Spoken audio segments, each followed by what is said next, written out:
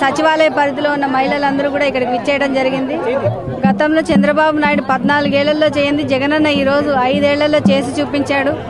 అలాగే ఇందాక ఒక అక్క చెప్పింది, విత్తనం కావాలన్నా కానీ క్యూలో రోజులు నిలబడే వాళ్ళం, గొడవలు పడేవాళ్ళం.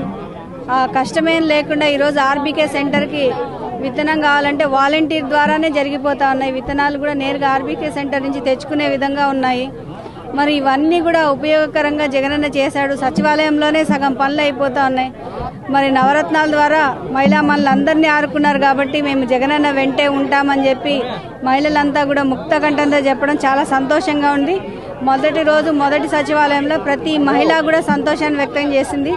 ఎవరొచ్చినా కానీ డోంట్ కేర్, మేము జగనన్న వెంటే ఉంటాము, జగనన్నకే ఫ్యాన్ గుర్తుకే వేసి మళ్ళీ కూడా జగనన్నని ముఖ్యమంత్రిని చేసుకుంటామని చెప్పి ఈరోజు మహిళలు చెప్పడం ఎంతో సంతోషంగా కూడా అనిపిస్తుంది.